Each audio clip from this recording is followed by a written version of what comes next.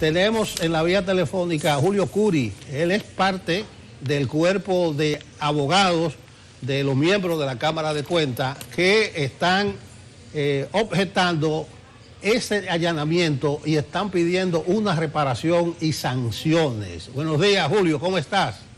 Buenos días, un placer estar aquí con ustedes. ¿En qué nivel está eso y cuál es la fundamentación de los alegatos de ustedes? Mira, te quiero hacer una precisión preliminar, y es que nosotros no somos abogados de los miembros de la Cámara de Cuentas.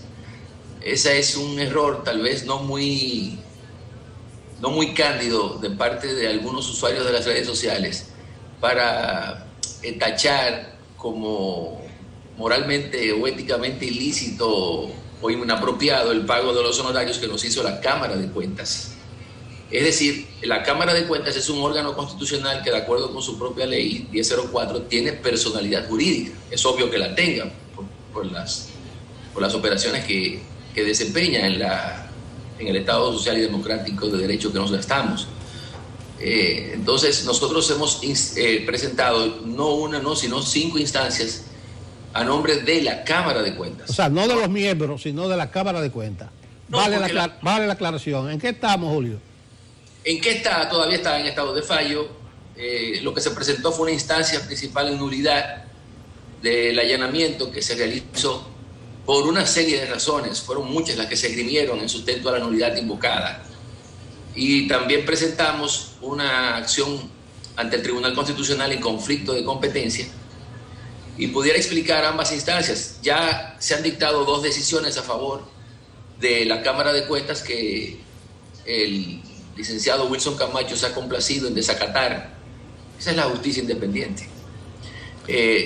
La propia jueza que emitió la orden de allanamiento dictó posteriormente una resolución ordenándole a la PEPCA poner en manos de la Cámara de Cuentas los documentos que citó, porque nunca depositó consigo, la PEPCA cuando solicitó la orden de allanamiento. Y nos referimos específicamente a los interrogatorios que se le practicaron a sus miembros, o a 3 de sus miembros, porque el licenciado Camacho consignó en dichas solicitudes que el presidente de la Cámara de Cuentas habría declarado que en la Cámara de Cuentas se adulteraban, o para decirlo en sus propios términos, se maquillaban auditorías. Resulta que el licenciado Hugo Álvarez Pérez niega rotundamente haber dicho algo parecido, y de ser así, por eso parece la reticencia, ¿no?, de entregar los interrogatorios.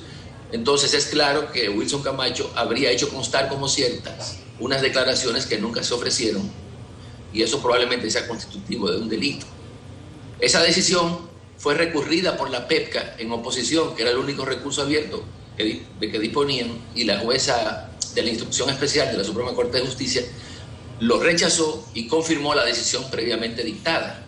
Y esta es la fecha en que la PEPCA se niega a acatar la decisión intervenida, o lo que es igual a respetar el derecho a la tutela judicial efectiva, que se corona con el cumplimiento de la decisión intervenida cuando ya no es susceptible de ningún medio impugnativo. Entonces, bueno, sí.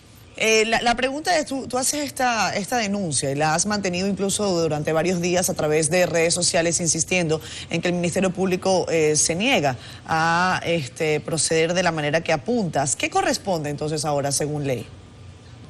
Para doblegar su voluntad. Sí, bueno, en todo caso, ¿cuál es la acción que ustedes van a emprender?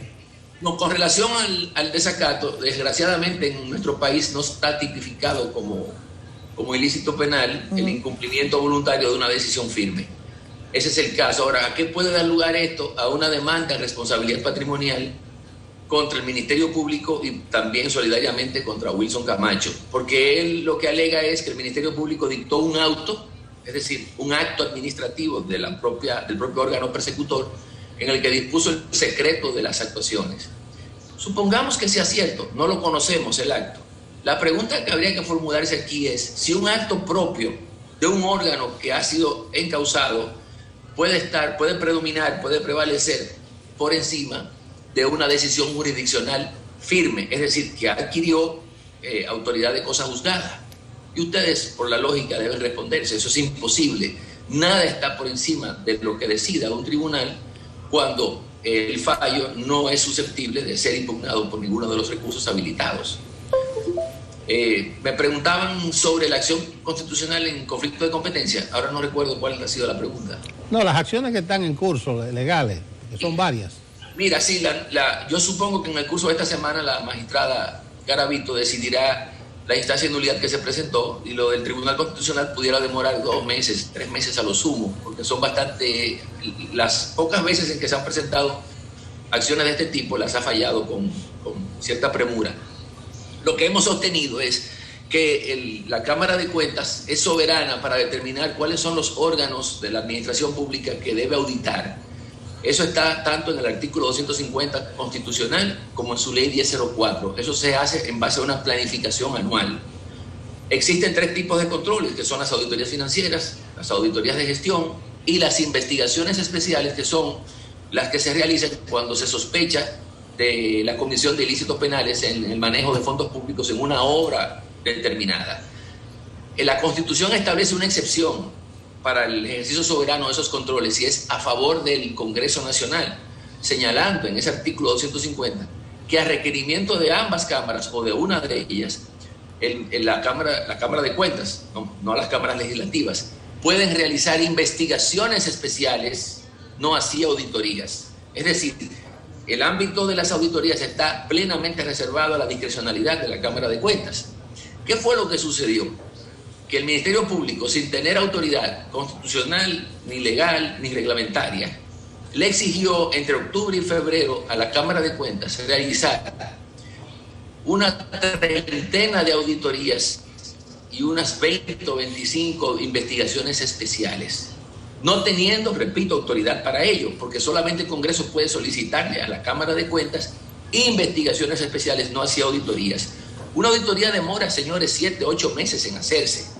Entonces, eso fue deliberado, eso fue exprofeso, para luego justificar la solicitud del allanamiento, porque cuando se le requiere que se realicen estas auditorías e investigaciones especiales, es obvio que en el curso de esos pocos meses no se pudiesen entregar. Entonces, lo que el Ministerio Público alega es, para justificar el allanamiento también, que hubo obstrucción de justicia porque la Cámara de Cuentas no se le arrodilló al Ministerio Público y accedió a realizar las auditorías. Julio. Y no fue así, ¿no?